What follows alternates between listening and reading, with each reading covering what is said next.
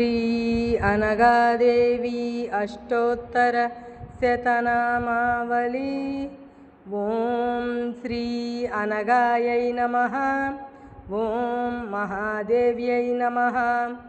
ॐ महालक्ष्म्यै नमः। ॐ अनगस्वामिपत्न्यै नमः। ॐ योगीशायै नमः। ॐ त्रिविधागविदारिण्यै नमः।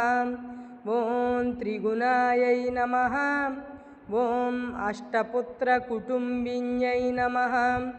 ॐ सिद्धसेव्यपदे नमः। ॐ आत्रेयगृहदीप्तायै नमः। ॐ विनीतायै नमः। ॐ अनुसूयात्रिप्रीतिदायिन्यै नमः। ॐ मनोज्ञायै नमः। ॐ योगशक्तिस्वरूपिण्यै नमः।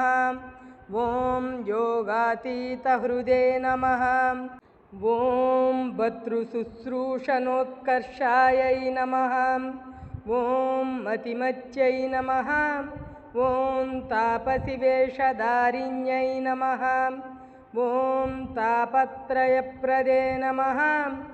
ॐ चित्रासनोपविष्टायै नमः। ॐ पद्मासनयुजे नमः। ॐ रत्नाङ्गुलीयकलशत्पादाङ्गुल्यै नमः। ॐ रत्नाङ्गुलीयकलशत्पादाङ्गुल्यै नमः। ॐ पद्मगर्भसमानाङ्घ्रितलायै नमः। ॐ हरिद्राञ्चत्प्रदायै नमः। ॐ मञ्जीरकलजत्रवे नमः। ॐ शुचिवल्कलधारिण्यै नमः।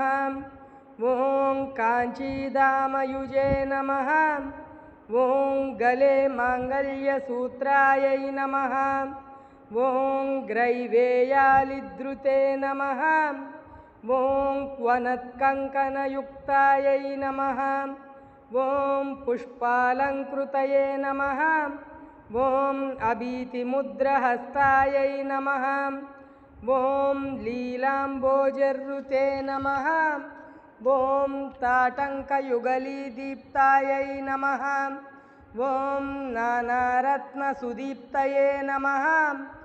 ॐ जानस्तिराख्यै नमः।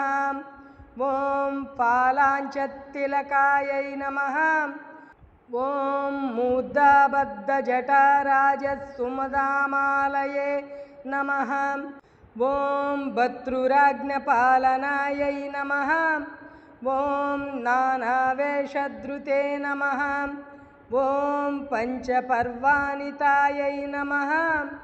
ॐ विद्यरूपिकायै नमः।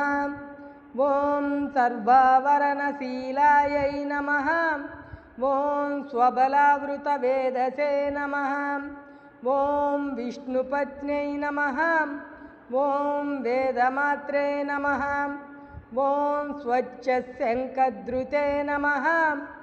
ॐ मन्दहासमनोज्ञायै नमः। ॐ मन्त्रतत्त्वविदे नमः। ॐ दत्तपार्श्वनिवासायै नमः। ॐ मुखनिःसृतसम्पादत्रयी देव्यै नमः। ॐ शक्तिस्थितायै नमः। ॐ सद्रत्नवस्त्रदायै नमः। ॐ सर्वान्तगतये नमः। ॐ गुह्यस्थानस्थितायै नमः। ॐ पत्नीदायै नमः। ॐ क्रोडस्थायै नमः। ॐ पुत्रदायै नमः। ॐ वंशवृद्धिकृते नमः। ॐ हृद्गतायै नमः। ॐ सर्वकामपूरणायै नमः। ॐ कण्ठस्थितायै नमः। ॐ हारादिभूषणदात्र्यै नमः।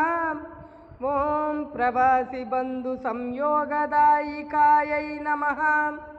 ॐ इष्टान्नदायै नमः। ॐ वाक्शक्तिदायै नमः। ॐ ब्राह्म्यै नमः। ॐ आज्ञाबलप्रदात्र्यै नमः। ॐ सदैश्वर्यकृते नमः।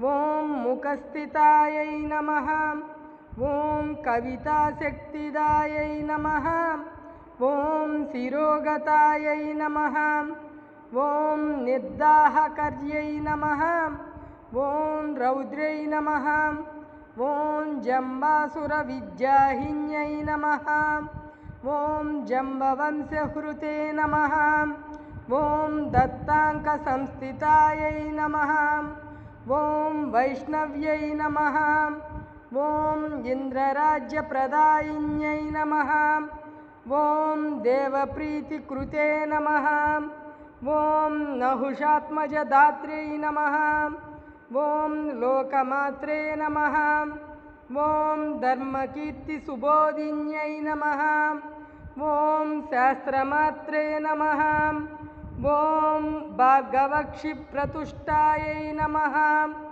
ॐ कालत्रयविदे नमः ॐ कार्तवीर्यव्रतप्रीतमतये नमः ॐ शुचये नमः ॐ कार्तवीर्यप्रसन्नायै नमः ॐ सर्वसिद्धिकृते नमः।